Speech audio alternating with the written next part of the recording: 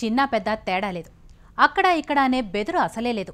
సుబ్రహ్మణ్య షష్ఠి సందర్భంగా ఒంటి నిండా శూలాలు, కొక్కాలు, కత్తులు గుచ్చుకొని మొక్కులు చెల్లించుకున్నారు హిందూపురంలోని తమిళులు. వాళ్ల విన్యాసాలు చూసిన వాళ్లకు ఒళ్ళు గగురు పొడిచింది తప్ప వాళ్లకి మాత్రం చీమ కుట్టినట్టయినా బాధ కనిపించకపోవటం విశేషం.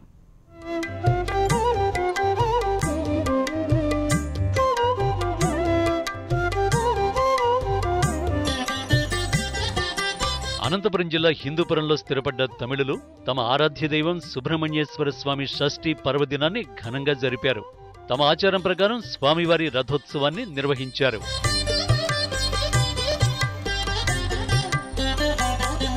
ఆడామగా తేడా లేకుండా నాలుకల్లో దబ్బనాలు పొడుచుకుని, బుగ్గల్లో శూలాలు గుచ్చుకుని, వీపుకి కొక్కేలు తగిలించుకుని హరోం హరా అని నినదిస్తూ సుబ్రహ్మణ్య స్వామి రథాలను లాగారు.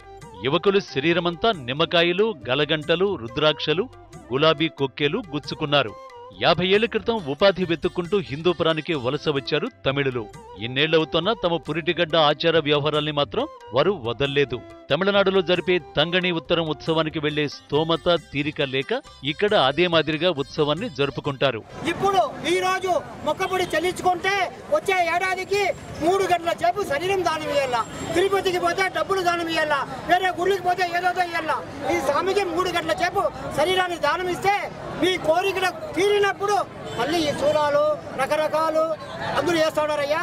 ఇంకొకటి ఎవరు ఫ్రీగా చేయడంలే, నమ్మకంతో ఎంబీబీఎస్ డాక్టర్ కాదు, వాళ్ళకి ఎక్కువ మా సుబ్రహ్మణ్య స్వామి.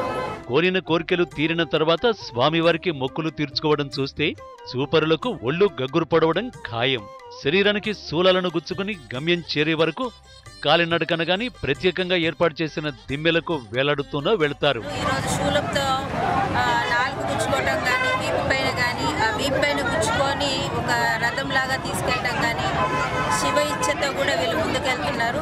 మరి ముఖ్యంగా సంవత్సరం వీళ్ళు ఇంత అట్టహాసంగా వాళ్ళ దేవుని కొలుస్తూ మన హిందూపూర్ కూడా ఒక మంచి వాతావరణం, పండగ వాతావరణం తీసుకొస్తున్నారు.